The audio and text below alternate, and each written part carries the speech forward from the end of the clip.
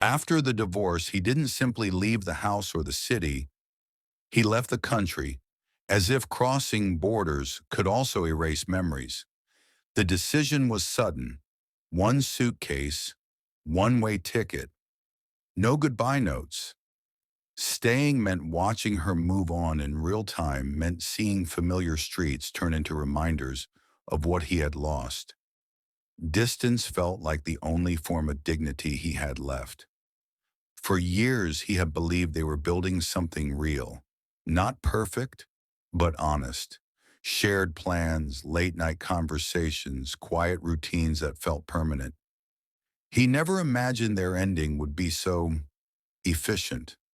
So when the divorce papers were finalized, he told himself it was painful, but necessary. People separate, lives change. What he did not expect was how quickly she would erase him. Barely a month later, photos appeared everywhere. Her wedding, a different man standing beside her, a ring on her finger that was not the one he had chosen, a smile that looked rehearsed, wide, polished, intentional.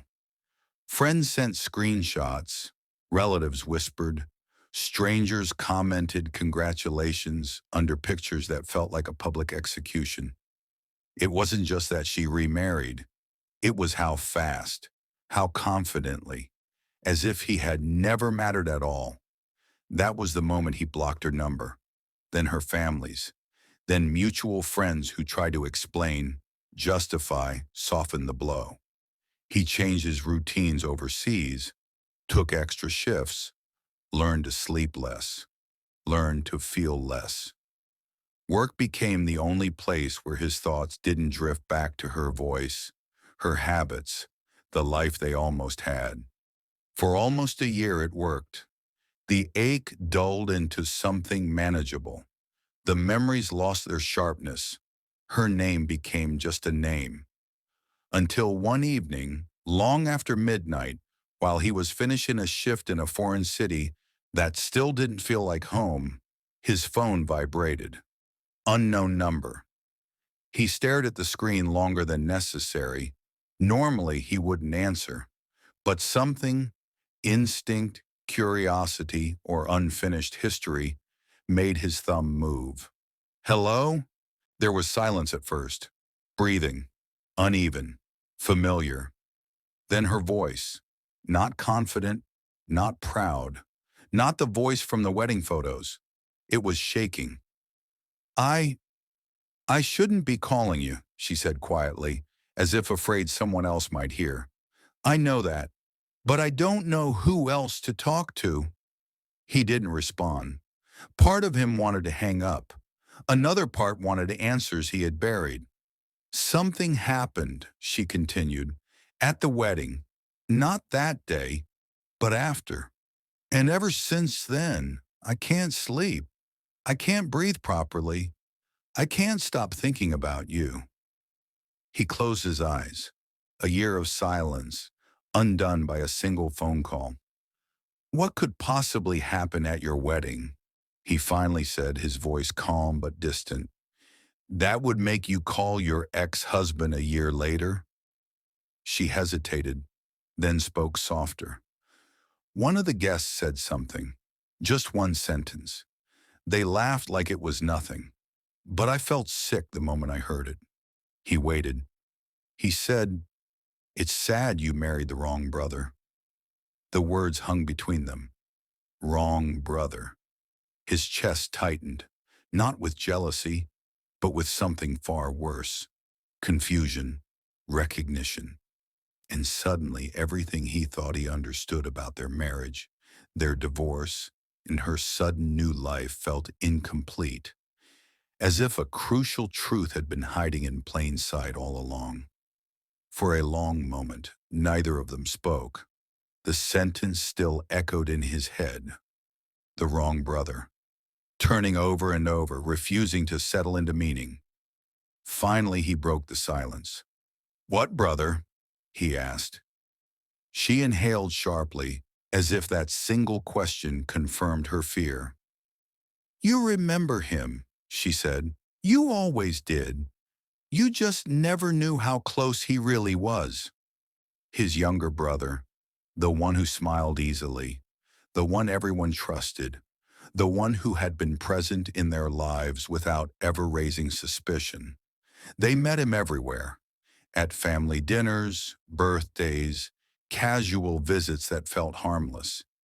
He was always polite, attentive, almost invisible in the way people who know how to hide often are. She had once thought it was kindness. Now she wasn't sure.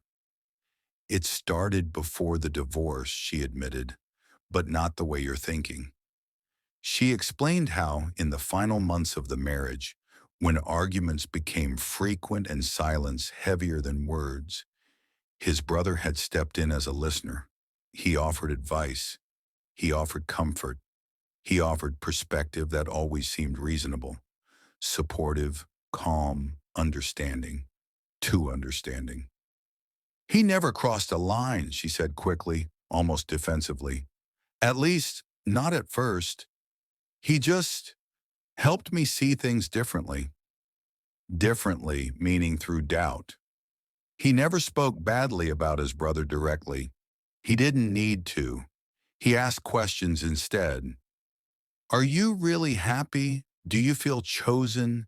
Have you ever wondered what life would be like if someone truly noticed you? Seeds planted carefully. By the time the divorce was finalized, she already felt emotionally detached. Not because the marriage had no value, but because someone else had quietly rewritten the narrative while pretending to protect it. Then came the shock. Only weeks after the divorce, his brother confessed his feelings. Not impulsively, not dramatically, calm, calculated. He said he had waited years, she whispered, that he had always loved me, but respected the marriage, that now he finally had the right. She told herself it wasn't betrayal. She told herself the marriage was already over, that feelings weren't actions, that she deserved happiness too. The wedding happened fast, faster than she had time to process what she was replacing. And then, at the reception, after the music and the toasts and the rehearsed joy, one careless guest leaned in and laughed. Everyone knows, they said, you always looked at the wrong brother. She smiled in the moment, but later, alone, the words returned. And suddenly she couldn't remember when her feelings had truly changed, or whether they ever had. She asked the question she had been avoiding for a year. What if I didn't choose him, but was guided there? On the other end of the line, he said nothing, because for the first time, he wasn't thinking about loss. He was thinking about manipulation. And for the first time since the divorce, he realized he hadn't lost his wife. He had been quietly removed. The signs he chose to ignore. After the call ended, he didn't sleep. He sat in the dark of his small apartment overseas, replaying moments he had dismissed for years. Moments that now refused to stay quiet. Back then, they had felt insignificant. Now they felt deliberate. He remembered how his brother always seemed to arrive at the right time. After arguments, after long silences, after nights when she cried in the kitchen while he tried to fix problems with logic instead of listening. His brother would show up with coffee, with jokes, with patience. He remembered the way she began quoting someone else's words during their arguments. You don't really listen, she once said. You make decisions without asking how I feel. He had assumed they were her thoughts. Now he knew better. There was a night that returned to him with uncomfortable clarity. They had argued. Nothing dramatic, just exhaustion, miscommunication. Two people talking past each other. He went for a walk to cool down. When he came back, the lights were on, and his brother's shoes were by the door. He just stopped by, she had said casually. I needed to talk to someone. He had trusted both of them. The trust now felt like the sharpest mistake of his life. Over time, her affection changed shape, less spontaneous, more cautious, as if she was constantly comparing what she had to what she was being shown elsewhere. He remembered how his brother would always defend her, sometimes too strongly. "She's sensitive," he'd say. "You need to be softer with her." At the time, it sounded supportive. Now it sounded strategic. Across the ocean, with nothing but silence and memory, he finally allowed himself to name what had happened. Emotional replacement, not an affair in the traditional sense. Something quieter, harder to accuse, easier to deny, and infinitely more effective. Meanwhile, she was living with the consequences of choices she was no longer sure were her own. The marriage that had begun in urgency now felt heavy. His brother was attentive, but controlling, present, but watchful. He wanted reassurance constantly, wanted to know where she was, who she spoke to, why she was quiet. "This is normal," he told her. "I just care." But care began to feel like surveillance. The warmth she had mistaken for safety revealed itself as insecurity wrapped in charm. And then came the question she had finally dared to ask him on the phone. "Do you think he planned this?" He didn't answer immediately, because answering meant admitting the truth out loud. "Yes," he said at last. "I think he knew exactly what he was doing." She cried, not loudly, not dramatically, the quiet kind of crying that comes when denial collapses. "I don't know how to leave," she whispered, "and I don't know if I deserve to." He leaned back, staring at the ceiling. For the first time, he wasn't tempted to save her. He was tempted to protect himself. And yet, something about unfinished justice lingered. Because some betrayals don't end when you walk away. They wait. They met months later in a quiet cafe halfway between their old lives and new ones. No hugs, no apologies. She looked thinner, tired in a way sleep couldn't fix. He noticed how often she checked her phone, reflexive, anxious. "He knows I'm here," she said quickly. "I told him I was meeting a friend." That was all he needed to hear. She didn't ask to come back, didn't ask for forgiveness. Instead, she asked the only question that mattered. "Do you think I was weak?" He shook his head. "I think you trusted the wrong person at the wrong time." Tears filled her eyes. Not because of him, but because the truth finally had a shape. He didn't try to save her. That was the difference. She eventually left the marriage on her own.